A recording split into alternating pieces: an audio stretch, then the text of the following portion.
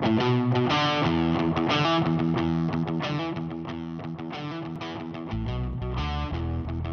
David G here, founder of the Internet Marketing Party, and I'm absolutely thrilled to be bringing to you the one, the only Dan Faggella. How are you, Dan? Doing well, David. Glad to be here, bro. So let me say a couple of things about Dan for those of you who might not have heard his name, because he's really been in a micro niche that has allowed him to make a really good, healthy living. In fact, this is outstanding for people that wonder, can I really make a living in a niche that's so small? Now, some people might say, well, Brazilian Jiu-Jitsu isn't that small of a niche, but, you know, compared to something like six-pack, wanting to get a six-pack or something like that. So say a couple of things that you know, so you know who Dan is. He's, first of all, speaking of BJJ, Brazilian Jiu-Jitsu, he's a champion in that space, and a marketing automation expert. After he built and sold his first martial arts and fitness business, which he did to work his way through was it grad school? Grad school, yeah. He was forced to master marketing automation and email automation, and he lives in the MIT Harvard area in Boston. So he's a brainiac, and he wanted to maximize his chances of making a sale on a limited number of local leads because he had a small business that was in a very small market area. So he mastered that and then figured, well, what would happen if I took it to a larger audience? So he sold his physical business and then decided to grow an online skill development based membership site that had revenues of over $45,000 a month, in addition to helping dozens and dozens of people around the world with doing the same thing. So he does consulting as well. He speaks around the country. I was at one point doing these things called David G's Daily Dose, and I had him on there, and he's one of the most deepest thinkers, the most intense, focused guys you'll ever meet. One of his expertise that has made him so much money is email marketing, email automation. He's been featured in Marketing Profs, the cover of Internet Marketing Magazine, on the front of Boston Business Journal. But anyway, today he's going to share with us some really cool stuff that I'll let Dan take it away. All right, fantastic. So if I'm not mistaken here, David, our honed focus is driving more sales and driving more appointments from a limited contact list. And that doesn't matter if you have a physical business, you're a realtor or mortgage broker, or, I mean, that kind of makes it more challenging. But if you can do it with a mortgage company or a roofing company or something like that, or if you're a plumber, how much wider does that make the funnel if you've got a global product, right? Big time. So I'm going to go over two real quick ones here, David, that are going to be helpful for literally everybody tuned in. Whether you make your money when people click add to cart or buy now, or whether you make your bucks when they get on the horn or you meet face to face, you have to be able to drive whatever the next step is in a conversion via your emails. And in order to do that, you need as many opens as you can, and you need as many clicks as you can, because that's the number of eyeballs on your offer, your eyeballs on your call to action.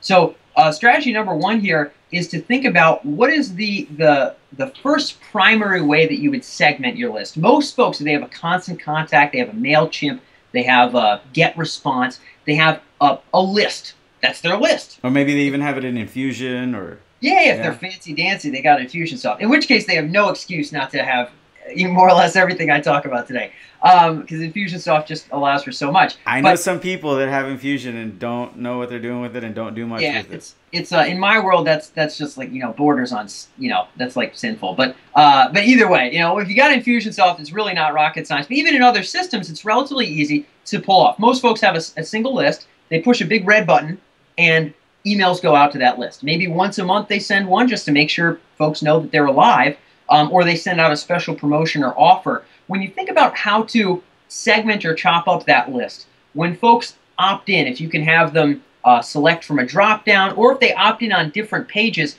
the core way that we'll often segment folks is based on what we call like the most important front-end fork. So if all I had was between 2 and 5 buckets, which all my folks could fit in, and I had to segment them by those buckets to determine how to communicate with them henceforward, which ones would I use? Now, this is an important question. Let me just stop you real quick. Sure.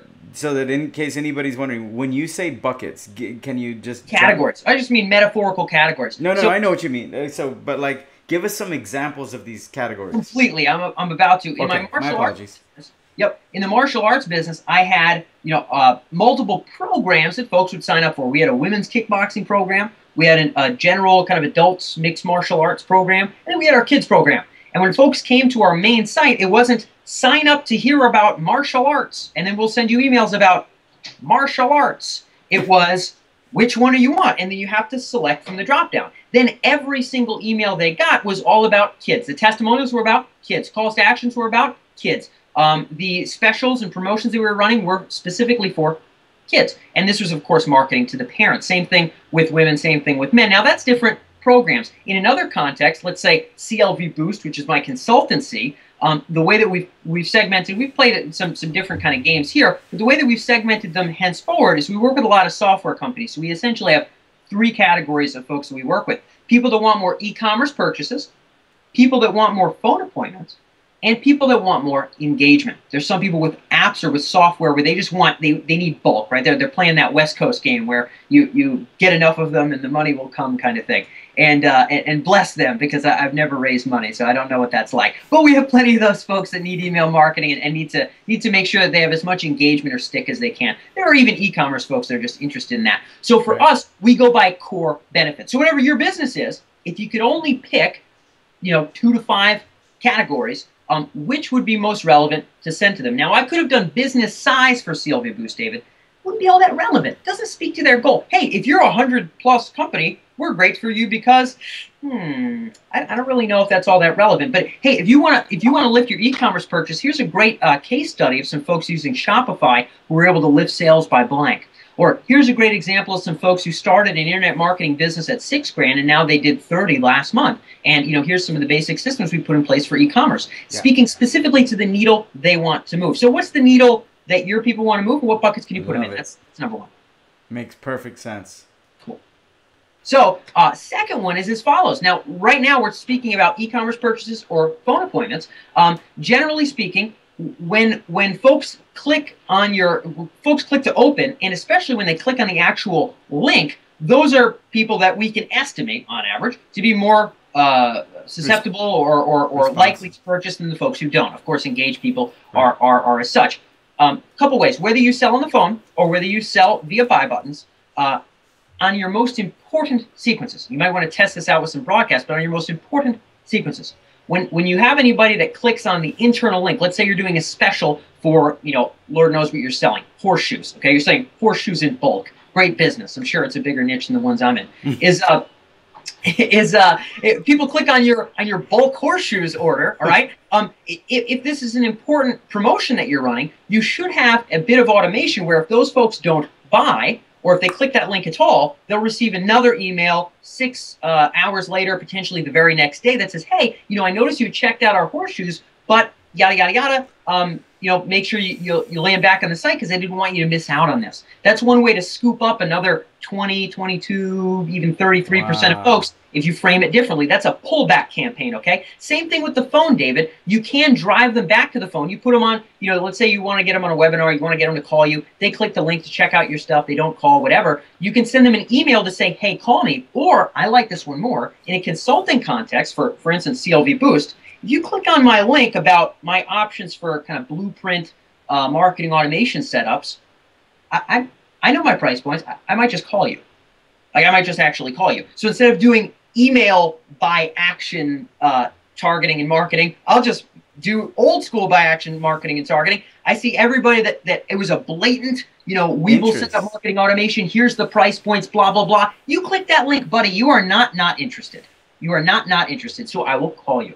So with e-com, pullback campaign, if it's phone and your ticket price is high, go ahead and ring people. It's a very easy way to use your existing systems and just lift your conversions. I love it. So I got 2 follow-up questions. Are you done on that? Because those are so simple. I'm a little bit. I'm trying to talk quick. All right. Those are simple and powerful. I love it. On the first one, for people, because I know that sometimes people that get online or that are online marketers tend to lean towards being on the lazy side.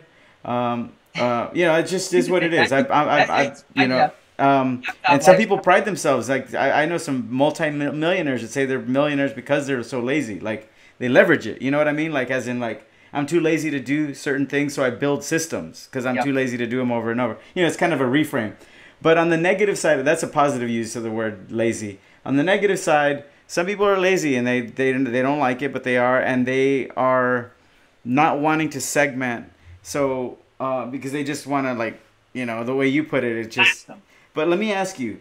Yes. I think they masquerade as being lazy for not knowing whether it's worth the potential conversion loss if they make someone, because you hear that whole thing, for every time somebody clicks you lose 50%.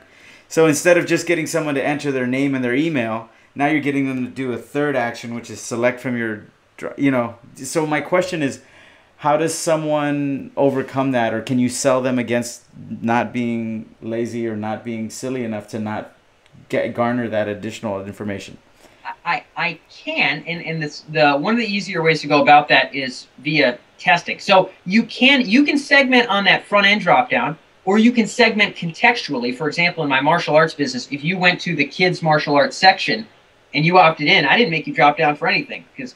So you just put a different opt-in according to what page they're on. Contextual parsing or self-selected parsing. On your core sites where you don't know what they're into, make it a drop-down. On your sub-segmented sites, no anything. Just let so simple, so powerful. Like, it's very simple. Now, here's the other factor I want to bring up is and I have math in the slides in the presentation that I can't wait to do down there in Austin, where I'm going to explain this in depth. And literally nobody's going to be able to say, well, click-through rates and that doesn't matter. I mean, it doesn't matter to my bottom line. Nobody's going to be able to say that after this presentation. But even if we just talk about drop-downs, greatest way to test that is to test it. It's actually not that hard. Historically, in my business and in one of the other businesses that we work with in a relatively similar space, and this is actually relatively consistent across the board, the addition of one drop-down often will not dip response, or if it does, it'll either dip or lift it by relatively nominal, almost not statistically significant amounts. Like a 2% higher opt-in, or a 1% higher opt-in, or a 2% lower opt-in, or a 1% lower opt-in. But segmentation, think about it this way. So you got to test it. Most people are, I'll get half the leads.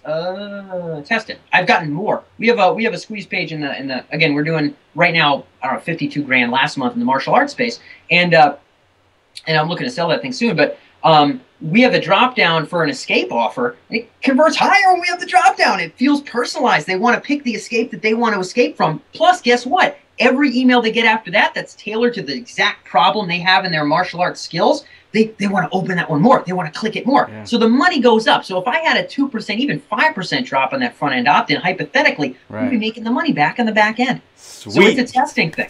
So did I hear you say you're looking to sell your BJJ site? The martial arts business. This is correct, my good. All right. Well, we can. If anyone's interested, where can someone reach you? Dan at clvboost.com. Dan at clvboost.com. We'll put that at the bottom. And tell them Internet Marketing Party sent you. Dan, you're going to be in Austin on Thursday, February the 12th, a couple of days before Valentine's Day. You're flying in one of your best friends from Boston. Yep. We're going to have a grand old time. This is your second time flying into Austin for an Internet Marketing Party. I was so impressed. I invited Dan to a private mastermind to support some other a past Internet Marketing Party speaker, and everyone in that group was so impressed with your intelligence, your focus, and it was you can just tell when someone knows what they're doing, when they really know. I put you in the same category as the Ryan Levesques, the Ryan Lees, the people that really understand what they're doing at an intuitive basis and at a real math. This is just 1 + 1 = 2, and they test and they're rigorous. And so if you want to improve your business from someone who is not just a psychological marketer, not just someone who's out to make a quick buck, but someone who genuinely cares about making a difference and who genuinely rigorously studies his numbers and understands marketing is 90% numbers, come check out this guy. Yeah. I look forward to seeing you there. Yeah. So any parting words before we say goodbye? Well, all I got to say is this, whether you're looking to build your email list or make a significantly higher ROI on every single email you send, within the first 10 minutes of the presentation in Austin, I guarantee I'm going to have you hooked. I got this thing wrapped and rolling. I've been getting my reps in, and I'm souped up about it. So I'm going to bring in the fire and the insights, and happy to see everybody there. I am so stoked. Thank you so much, Dan. Of course.